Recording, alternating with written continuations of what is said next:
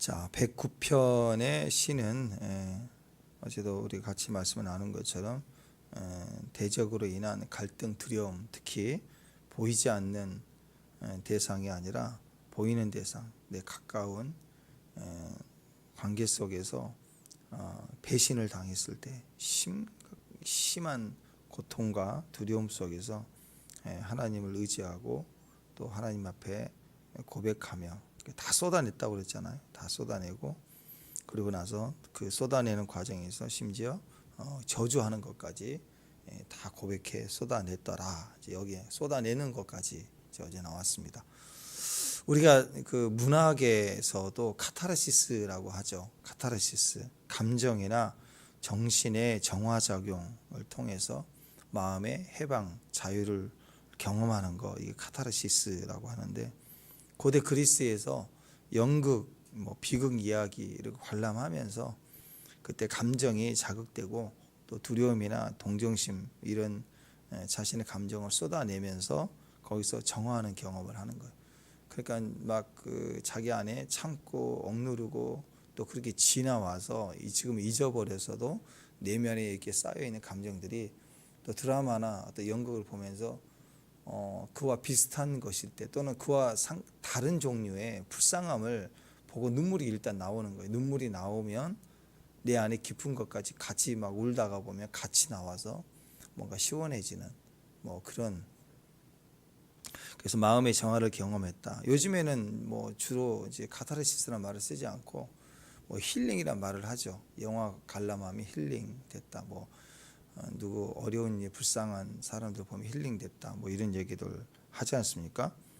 이런 정화작용이 일어나면 좀 속이 시원해지고 억압된 감정도 좀 이렇게 해소가 되고 마음이 안정되고 평온해지고 이런 경험이 있게 되죠. 자, 그런데 이런 카타르시스는 상한 감정에 대한 일시적인 정화는 주지만 근본적인 이유가 되는 죄를 건드지 못합니다. 모든 감정의 뿌리 결국은 죄거든요. 죄는 건들지 못해요. 죄 가까이는 죄책감, 아픈 마음, 원망, 억울함 이건 쏟아내는데 가장 뿌리를 찾아 들어가 보면 결국 죄 문제거든요. 그리고 죽음의 문제예요. 자, 결론적으로 우리가 주님 안에서 영생을 얻었지만 그걸 보통 우리가 믿는 것이지 우리 안에서 그것을 임상적으로 막 정말 천수를 누리고 있는 사람은 어디가 있겠어요, 그죠? 근데 만약에 의학적으로 수명이 막 영원히 뱀파이어처럼 영원히 산다, 이렇게 한번 생각해 봅시다. 그러면 걱정이 있나요? 영원히 사는데 안 죽는데 걱정이 있을까요? 없어요. 돈 하루에 1원씩만 벌어도 언젠가는 최고 부자 될 거예요, 그죠? 1원씩만 저축을 해도 영원히 산다며 뭐 걱정이에요? 아픈 거, 먹는 거, 뭐가 걱정이에요? 피곤한 거, 감기 걱정 하나도 안 해. 그렇잖아요. 사람의 관계에서 뭐가 문제예요? 뭐가 안 죽는데 왜 죽음이 오죠? 죄 때문에. 결국 죄 문제 건들지 못하면, 해결 못하면 이 인간의 이런 일시적인 정화작용은 그건 우리에게 숨 막히고 숨통 터져야 되니까 한번 잠깐 틈을 주는 거지. 다시 그 현장에 가면 여전히 부딪혀야 할 상황이 또 오거든요. 여전히 어렵다, 힘들다라는 것입니다. 그러니까 영화나 드라마, 그림 보는 거, 또 음악에 심취하는 거, 취미생활하는 거, 또 어떤 사람 여행 가면 힐링된다고 하잖아요. 자, 이런 것을 통해서 사람들이 정화작용을 원하지만 뺑 도는 거예요. 결국은 죄는 못 건드려요. 그래서 우리 이렇게 합시다. 직진합시다.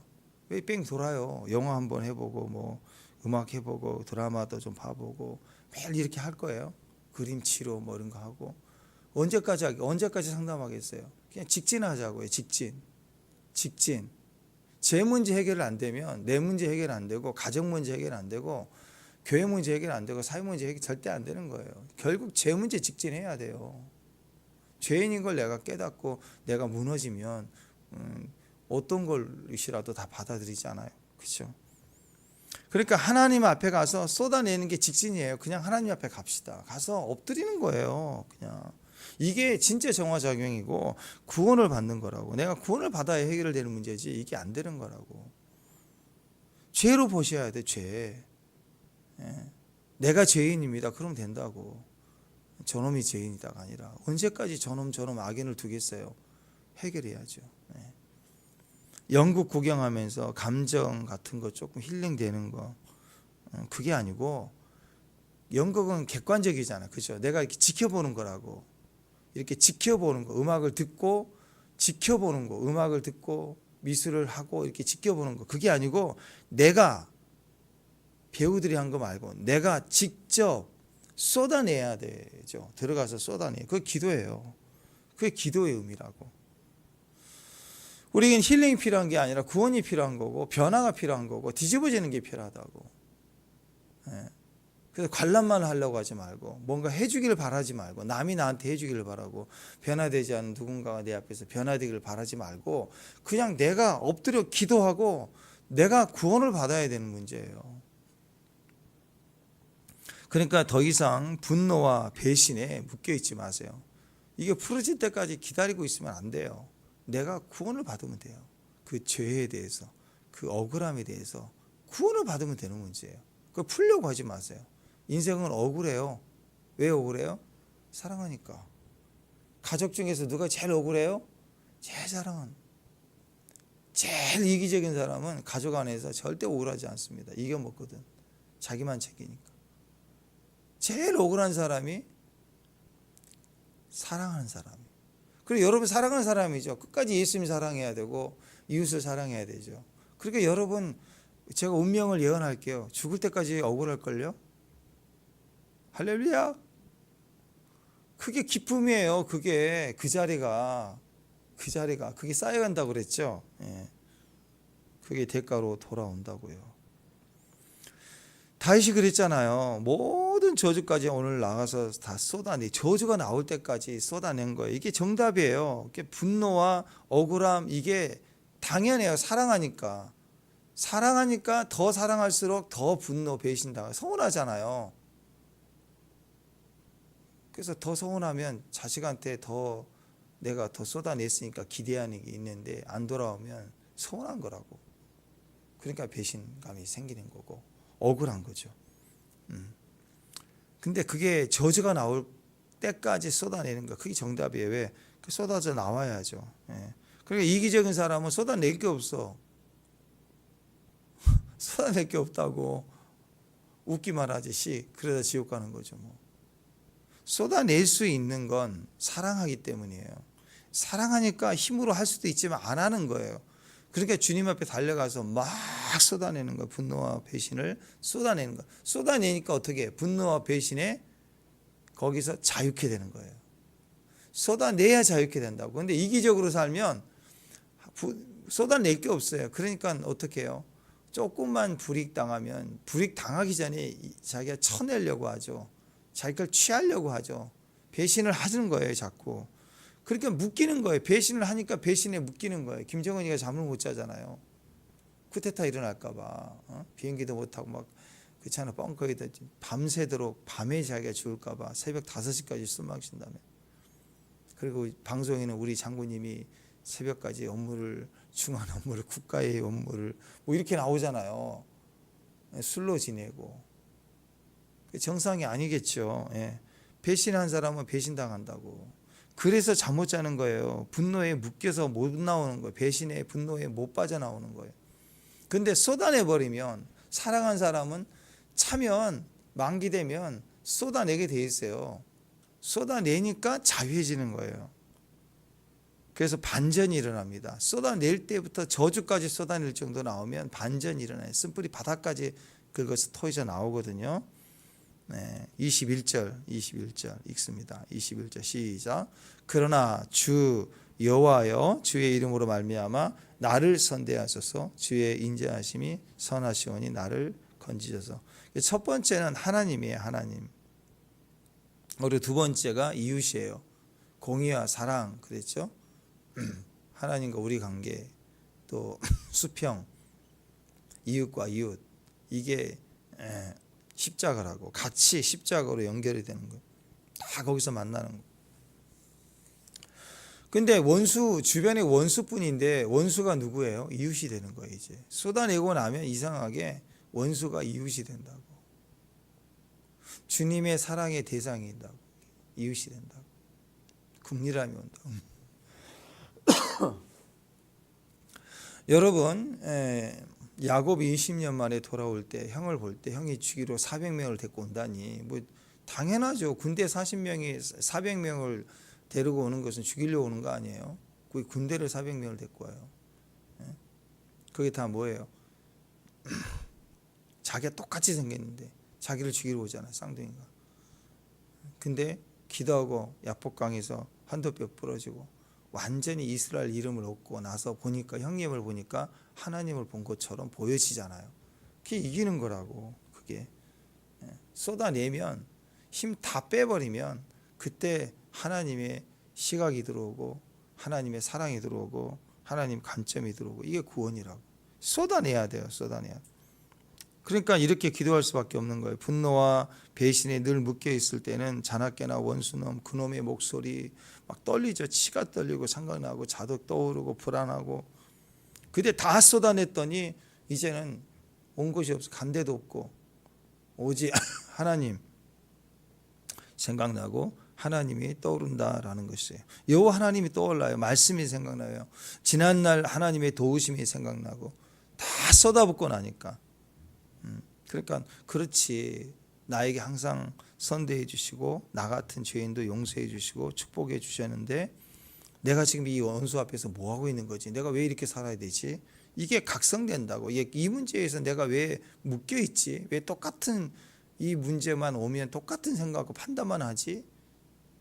이게 깨달아진다고. 은혜가 깨달아진다고.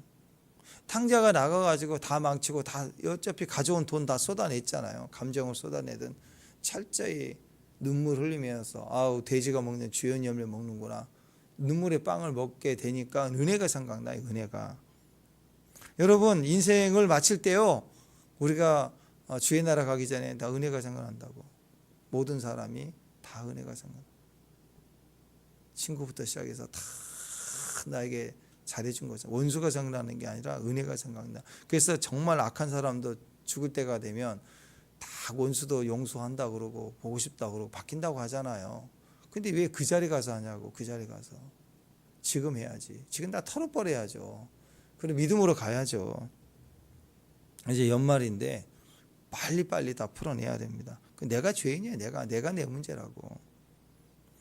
그래서 이 모든 걸 결정하시는 게 하나님이시니까 하나님께 자연스럽게 엎드려 기도하게 됩니다. 은혜가 생각나니까 이제 하나님이 보이고 하나님 앞에 나가서 하나님은 내 아버지가 되십니다. 나를 선대하시고 내 부모는 내 아비는 나를 버렸지만 하나님은 나를 고아를 영접했다. 그러면서 나를 선대해 주시고 인자하신 하나님. 헤세드 그랬죠. 언약적 사랑을 두고 맨날 헷가닥 뒤집어지는 나의 모습 보지 않고 언약을 두고 나를 사랑해 주셔서 결코 내 인생 실패하지 않게 하시는 주님 그 사랑으로 저를 건져 주세요. 이게 기도 아니겠어요? 그 내용이 쭉 나오는 거예요.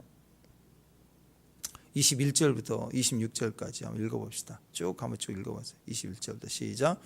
그러나 주 여호와여 주의 이름으로 말미암아 나를 선대하소서. 주의 인자하심으로 선하시오니 나를 건지소서. 저주가 끝나니까 계속 나오죠. 22절 시작. 나는 가난하고 궁핍하고 나의 중심이 상함이니 나는 석양 그림자같이 지나가고 또 메뚜기같이 불려가고 금식하루라 내 무릎을 흔들리고 내 육체는 수척하오며 나는 또 그들의 비방거리라. 그들이 나를 보며 머리를 흔드나이다. 여호와의 나의 하나님 나를 도우사 주의 인자하심을 따라 나를 구원하소서. 하나님께 엎드리는 거예요. 다 쏟아냈더니 하나님 보여. 하나님 보이니까 은혜가 생각나고 은혜가 생각나니까 이제는 기도하게 돼요. 그 기도가 뭐예요? 하나님께 온전히 악인이라는 이름이 없어요. 악인을 저주를 했더니 이제는 악인이 보이지 않고 하나님만 바라보게 되는 겁니다.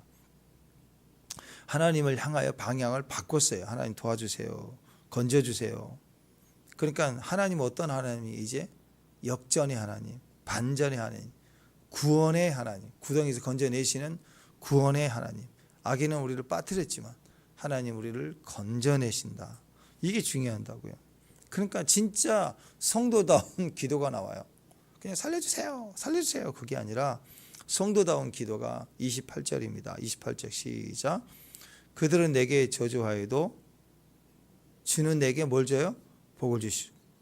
그들은 일어날 때 수치를 당할지라도 주의 종은 즐거워하리이다. 예. 온풍기 조금 단수만 낮춰주세요. 마른 기침이 나와서.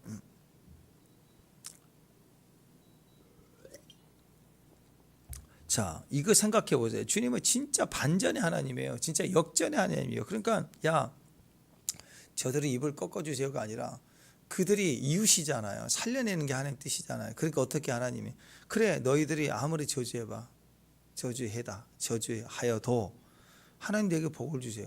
그러니까 저주를 해도 너무 단순하지 않습니까? 하나님 해답은 너무 단순해요. 저주 하나하나를 방어하고 무슨 방패로 막고 그럴 필요가 없어요. 아무리 저주를 많이 해도, 사방에서 저주를 해도 내 하나님이 나를 복을 주면 끝나는 거예요. 복을 주시면 끝난 거예요. 너무 단순하지 않습니까? 아무리 그들이 저주를 한다 할지라도 하나님이 내게 복 주면 된다. 아무리 그들이 막 일어난다 할지라도 그들은 수치를 당한다. 하나님 그렇게 하시면 돼요. 그러니까 하라고 내버려 두는 거예요. 반전입니다. 오히려 나는 즐거워하리이다. 이게 하나님의 답입니다. 하나님을 떠올리잖아요. 그게 하나님이 우리에게 복을 주시고 복을 더 주시면 정답이에요. 복을 더 받으면 정답인 거예요. 대적을 물리칠 생각하지 말고 내가 더 받으면 된다고. 그러니까 컵 속에 공기를 뺀다 그러면 핀셋을 하나씩 뺀다 그러면 공기를 얼마나 어떻게 빼겠어요. 근데 물을 채우려고 생각하는 거예요. 공기를 내버려 두고 물을 쭉 부어내서 채우겠다. 물이 채워지면 되는 거예요. 그런 마음으로 주님께 가라. 주님으로 충만해지면 된다. 하나님의 복을 주시면 된다. 그게 승리다.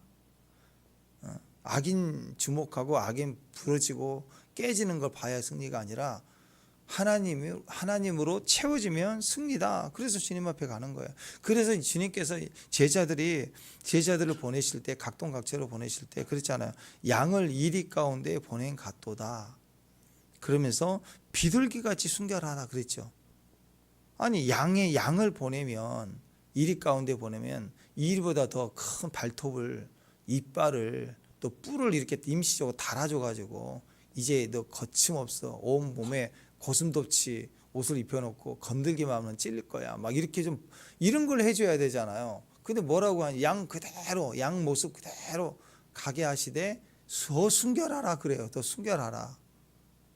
이게 주님의 전략이라고. 순결하라 그 말이 뭐예요? 늑대를 만날 것이다. 늑대와 싸울 거야. 근데 늑대와 싸우더라도 너 똑같이 늑대 되지 마. 늑대와 늑대가 싸우면 늑대끼리 싸운다 그러죠. 근데 양이 늑대와 싸우는데 이리와 싸우는데 양이 늑대와 같이 이빨로 물겠어요. 웃기잖아요. 그러니까 여러분 세상 사람과 싸울 때 세상 사람이나 또 대적과 싸울 때 대적과 똑같이 욕을 한다. 누가 욕 잘하겠어요? 누가 욕 잘하겠냐고. 누가 거칠게 싸우고 음모하고 모함하고 억울하게 하고 소문내고 난리를 칠까? 왜 세상 방법으로 싸우냐고. 늑대같이 싸우냐고. 우리는 세상 방법 싸운 사람이 아니에요. 문제 있을 때 양이 되라고, 순결하라고, 엎드리라고. 그 문제 가운데서 왜 그냥 세상 사람 똑같이 쌍욕하고 10원짜리 20원짜리 집어 던지고 뭐하고 막 그러냐고. 동원하고 친구 소문내고 여기저기 날리고 왜 세상 방법으로 가냐고.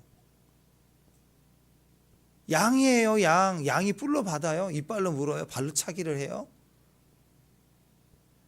양이 늑대가 될 수가 없어요. 늑대가 아니기 때문에 늑대가 싸울 수도 없고. 그래서 비둘기같이 순결하라 그 말은 개하고 싸우더라고 개가 되지 말라 그 얘기예요. 사무엘하 16장에서도 다윗도 이렇게 자기 아들 압살롬 바알람으로 맨발로 도망칠 때 시므이가 와가지고 막 시므이가 막 저주하잖아. 그러니까 뭐라고 그래? 죽은 개 같다 그랬잖아요. 죽은 개같이 시므이가 와가지고 입에 거품 얼고 으르렁대고 짖고 물어뜯고 하면서 비려 죽어라고 막 떠나가라 가거라 하고 막 그러잖아요. 이 죽은 개가 그러잖아요. 근데 다윗이 어떻게 했어요? 그래? 너 내가 심란한데 너 잘 걸렸다. 거기다 분풀이 하겠다. 이 죽은 개야 이리 와. 그래가지고 막 똑같이 분을 품고 거품을 물고 막 으르렁거리면서 다윗이 개가 됐나요? 안 그랬어요. 그 옆에서 신하가 개가 돼가지고 저놈 죽이겠다고 또 물어뜯겠다고 그러니까 하지 말라 그러잖아요. 다윗은 맨발로 그냥 그대로 가면서 울어요. 하나님 울게 만들면 울어야죠. 압살롬이 반역한 게 아니라 하나님이 허락하신 거라고. 맨발로 가면서 울어야죠. 누가 조롱하면 조롱 받아야죠. 시므이가 돌을 던지면서 피를 흘린 자, 너 사악한 자, 너 악한 놈아, 가라. 그럴 때 다윗을 조롱하고 저주할 때 아비새와 모든 신하들 앞에 뭐라고 그래요? 다 신하들이 화가 나서 개같이 달려들어 죽이려고 할 때 뭐라고 그래요? 그러지 말라고 그래요. 내 몸에서 난 아들도 내 생명을 해하려 하거늘 하물며 이 베냐민 사람이랴. 여호와께서 그에게 명령하신 것이니 그가 저주하게 버려두라. 예, 억울할 때는 억울함 당하시고 울게 만들면 울고 맨발이면 맨발로 가야 돼요. 혹시 여호와께서 나의 원통함을 감찰하사 오늘 그 저주 때문에 여호와께서 선으로 갚아주시리라. 이게 성도의 기도라고. 한 번도 억울하지 않으면 이 기도를 못한다고. 억울해야 이 억울함으로, 억울하니까 말이 안 되는 거니까 주님은 다 보신다. 그러니까 나에게 갚아주신다. 그 기도 나올 수 있죠. 억울해야, 억울한 게 많을수록 받을 게 많은 거예요. 받을 게. 아니 월급을 타서 저축을 많이 하는 사람하고 저축을 가끔씩 한 번씩 한 사람하고 누가 더 억울해요? 지금 당장 쓸 것 못 쓰고 더 억울해 보이지만 결국 만기 날 되면은 돈을 찾잖아요. 보상이 억울할수록 저축할수록 이게 저축되는 거라고. 억울함이 저축되는 거라고. 오늘 그 저주 때문에 누가 나를 억울하게 하면, 눈물 나게 하면 오늘 이 저주 때문에 하나님 나에게 선으로 갚아주신다. 그러고 가라고. 똑같이 양이 되려고 하고, 이리가 되려고 하지 말고, 똑같이 개가 되려고 하지 말고, 똑같이 물어뜯으려고 하지 말고, 세상 동원 방법 친구 다 찾지 말고, 주님이 낮추시면 낮아지는 거예요. 우리 인생에 꼭 이게 필요합니다. 주님이 낮추실 때가 있거든요. 실망스럽고 또 배신감 들 때가 있거든요. 엎드리는 거예요. 낮아지는 거예요. 배신 당하는 거예요. 하나님이 초라하게 하실 때가 있어요. 초라해지는 거예요. 난 아니야. 그러지 말고 초라해. 내가 낮은 자니까. 하나님이 우울하게 하실 때가 있거든요. 외롭게 하실 때 있어요. 혼자 있게 하실 때 있어요. 내 말이 하나도 먹히지 않을 때가 있고 오히려 자식이 달려들고 또 가족이 달려들고 세상의 친구가 나를 세상에 등쳐먹고 그럴 때가 있다고. 그때 동일하게 느껴지는 게 외로움이라고, 배신감이라고. 다윗이 그걸 그대로 받아들였어요. 하나님이 이것을 선으로 갚아주신다. 여러분 이게 마지막 때 교회의 능력입니다. 신부의 능력은 신랑이에요. 다시 말씀드립니다. 신부의 능력은 신랑이에요. 우리의 능력은 주님밖에 없어요. 그래서 주님 찾아야죠. 왜 세상 찾아요? 막 법을 찾아요. 능력을 찾아요. 막 친구를 찾고.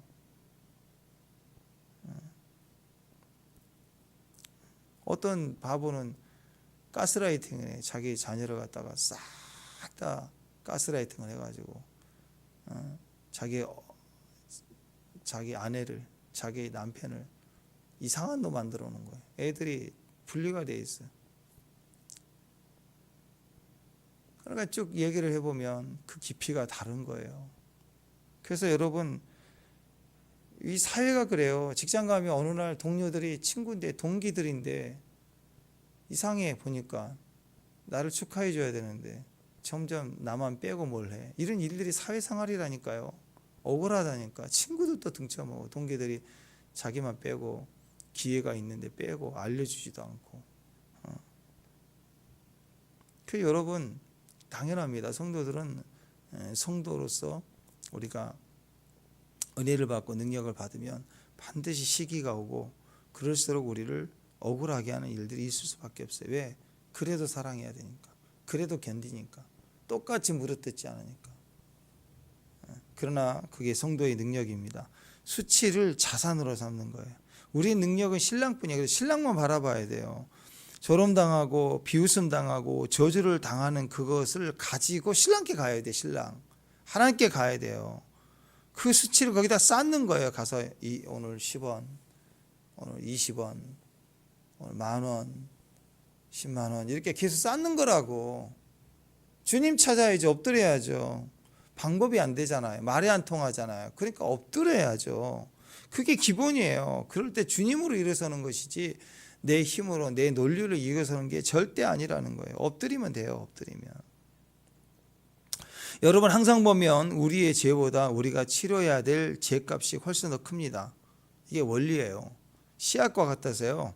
죄를 한번 심으면 말 한번 잘못 말하면 그 말이 심겨져서 거둬드려야 될 열매는 결국 사망이에요. 죄의 싹은 사망이잖아요.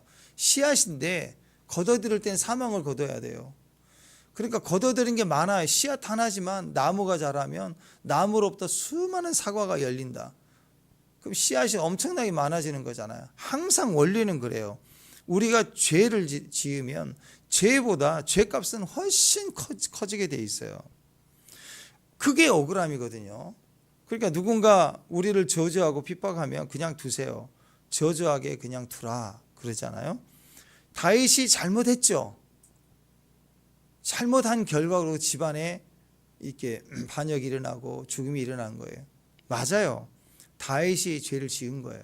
근데 다윗이 잘못한 것보다 다윗이 당한 저주는 훨씬 더 많았어요. 뿌리를 내려고 들어가니까. 여러분 이렇게 맛있게 끓인 국에다가 곰팡이를 집어넣으면 거기다가 석유 한 방울 떨어뜨리면 한 방울 딱 떠 있나요? 퍼진다고. 걷어들여야 될 게 너무너무 대가 치를 게 많은 거예요. 그래서 우리가 인생을 살면서 내 잘못이 있어요? 있어요? 없어요? 있어요. 100%가 어디가 있어요? 우리가 그 안에 다 용서하고 회개할 게 있죠. 하나님에 대해서. 죄에 대해서는 할 일이 많은 거예요. 사람에 대해서 내가 옳은데 내가 잘못한 거 하나밖에 없잖아. 이럴 수 있잖아. 근데 아니에요. 여러분 내가 잘못이 5이면요 저주는 한 100 정도 온다고. 그러니까 우리는 억울한 거예요. 계산해 보세요. 딸은 5인데 100이 내가 갚아야 된다면 얼마나 억울하겠어요. 그런데 성경은 억울해하지 말래요. 왜냐? 저주의 소리를 들어보면 뭐 아무것도 아닌 게 아니라 그 100가지의 소리를 들어보면 맞지 않아요? 맞아요. 원수가 하는 말이 대충 맞는 말들이 상당히 많아요. 진짜 이상하게 잘못 말한 것도 있지만 사실은 맞는 게 많다고 좀 지나친 거지. 과하게 지나칠 뿐이지. 그러니까 5 정도 잘못했는데 100 정도 잘못했다. 그러니까 억울한 거고, 또 가만히 생각해 보면 원수가 말한 것도 정직하게 생각해 보면 다 그래. 그 놈이 나야. 그렇지. 그런 게 있었지. 내가 그런 직접적인 건 아니지만 원수가 조롱하는 얘기를 들어보면 그렇지. 못났지. 뭐 잘났나요? 못났잖아요. 저 배 나온 놈이 맞잖아요. 배 나왔잖아요. 내가 잘못한 것과 상관없이 외모를 비하하면 맞는 말이긴 해. 가만히 생각해 보면 맞아. 배는 안 빠지더라고. 그러니까 맞는 거예요. 네가 잘났냐? 그래서 그만지 잘난 거 없지. 다 맞는 얘기로 받으세요. 받아야 돼. 그렇지만 또 억울해. 그죠? 안 그래요? 그 원리가 그렇다고. 하나의 잘못이 100가지 정도 나에게 온다면 너무 억울한 거예요. 내가. 그래서 모든 조롱의 소리를 들어보면 별 소리가 다 나온다고. 그러면 그걸 싹 다 가져다가 이게 재산이라고. 이걸 바꿔준다고 하나님이. 하나님이라는 은행에 가서 바꿔야 돼. 이걸 엎드려 쏟아내고 쌓아놓으라고. 주께서 나에게 오늘 이 들은 이야기로 나를 선대해 주실 거야 하고 쌓아놓는 거라. 이게 성도의 모습이에요. 마지막 때 교회의 모습이라고. 그래서 마지막 때는 반드시 환난을 통과해야 되고 억울함을 통과할 수밖에 없는 거예요. 이게 연말이 됩니다. 또 가정 안에서 또 관계 속에서 억울한 게 생각나는 거 싹 다 감사하세요. 다 받아들이고 주님께 가져가서 고백하는 거. 다시 그랬잖아요. 주님, 제가 5가지 정도밖에 잘못한 게 아닌 것 같은데 너무 억울해요. 억울해요. 이런 말을 하지 않죠. 어떻게 장인이 나한테 창을 막 꽂습니까? 그렇게 억울해하지 않는다고. 오히려 이렇게 얘기합니다. 내 원통함을 감찰하사 그가 지나친 저주 때문에, 지나친 저주는 100이라고. 난 5가지 좀 잘못한 것이 없는 것 같은데, 지나친 저주 때문에 여호와께서 내게 손으로 갚아주실 것이다. 지나친 저주가 있다는 건 감사해야 돼요. 차별 뭐 이러지 말고. 이게 기가 막힌 거 아니에요? 역전의 하나님 아니에요? 원수인데 이 고백을 하니까 원수가 조력자가 돼요. 나를 형통케 하는 조력자가 된다고. 한 번에 바뀌는 거예요. 더 해달라고, 더 해줘도 괜찮다고. 그런 마음인 거예요. 여러분, 저주를 당하라고 우리 이렇게 얘기하는 게 억울하고 더 바보 같아 보이지만 그렇지 않습니다. 저주를 당하면 더 당하세요. 억울함을 당하면 더 당하세요. 내가 잘못이 다섯인데 저주가 100인 건 감사할 일이에요. 그리고 그 고백으로 인해서 원수를 나의 조력자로 만들어 버리는 거예요. 결국 나에게 선을 주시는 하나님 은혜를 더 경험할 기회가 되게 하는 것입니다. 그래서 하나님 앞에 가서 불쌍히 여겨주세요. 그러면 돼요. 왜? 하나님 아시니까. 아시는 거니까. 요셉도 그랬잖아요. 형들이 노예로 팔았지만 결국 창세기 50장 20절에 가면 당신들은 나를 해하려 하였으나 하나님 그것을 선으로 바꾸사 오늘과 같이 많은 백성의 생명을 구원하게 하려 하셨다. 그죠? 그러니까 여러분, 모든 하나님의 사람들은 이 해함을 당하고 억울함을 당하는 그것이 뒤집어져서 하나님이 그것을 선으로 갚으실 일이 있다라는 거예요. 선으로 갚으시는 거예요. 이게 다윗의 영성이고 이것이 요셉의 영성이고, 이게 역전시키고 뒤집어지고 바꿔버리는 거예요. 원수의 악을 하나님의 선으로 바꾸신다고. 물을 포도주로 바꾸는 것처럼요. 절망과 사망을 십자가의 생명으로 바꾸시는 것처럼요. 예, 기도하는 사람의 고백입니다. 그러니까 여러분 막 쏟아내요. 다 쏟아내요. 오늘 27절 보면 이것이 주의 손에 하신 일인 줄을 그들이 알게 하소서. 주 여호와께서 이를 행하셨나이다. 원수들이죠. 원수들이에요. 망할 놈들, 죽일 놈들 그랬는데 이제 하나님 앞에 다 쏟아내고 주님께서 선을 갚으실 것을 고백하니까, 하나님은 하나님이 일을 하시죠. 선을 갚으시는 분이에요. 그걸 하니까 이제 망할 놈들, 원수 놈들, 이런 놈들인데 이제 깨달아진 거예요. 바뀌어져요. 그들로 깨닫게 해서 하나님을 알게 해달라. 그렇죠. 이거 정답이죠. 우리 원수들이 하나님을 알면, 지금 내가 아는 마음처럼 하나님을 알면 계속 그렇게 나쁜 짓을 하겠어요? 억울한 말을 하겠어요? 안 하죠. 그러니까 이것도 구원의 기회가 되고 또 하나님 앞에 합력의 선을 이루는 기준이 되게 해달라고 엎드리는 거라고. 세상이 지배하는 논리는 맨날 선악입니다. 옳고 그릅니다. 그러니까 따지니까 억울하니까 차별이다 하고 막 피켓 들고 난리를 치는 거예요. 정의, 차별. 이것은 마귀가 던져놓은 죄 때문이잖아요. 선악과 먼 것 때문이잖아요. 그러니까 아침부터 잘 때까지 맨날 여기 갇혀있는 사람, 악인들의 논리는 뭔지 아세요? 맨날 옳고 그름이에요. 맨날 옳고 그름. 나는 옳고 너는 틀리고, 네 편, 내 편, 선하다, 악이다, 못됐다, 나는 잘났다, 나는 선이다, 난 차별이다, 억울하다, 정의가 필요하다. 요걸 못 벗어나는 거예요. 이 사회가, 이 대한민국 요걸 못 벗어나요. 이 바보들이. 왜 그 옳고 그름을 따지냐고. 아니, 가정에서 아이들 키우면서 사랑이 없고 맨날 옳고 그름으로 어떻게 되겠어요? 사랑이니까 억울한 거 참고 먹여주고 입혀주고 그런 거 아니에요? 억울한 거. 사랑은 억울함을 이긴다고. 근데 사랑이 빠지니까 맨날 저항하고 피켓 들고 옳지 않다고 그러고 맨날 그런 거 아니에요. 오늘 109편의 앞부분 다윗이 그랬죠. 나는 선하고 너는 악하다. 막 억울하다. 상태가 안 좋은 거예요. 그러니까 거친 말 나온다고. 그것까지 다 쏟아내고 나면 옳고 그름이 아니라고. 뭐가 필요해요? 하나님의 긍휼이 필요하고, 주님의 사랑이 필요하고, 우리의 깨달음이 필요하고. 누구 때문에 그게 뒤집어질까요? 모든 자들이.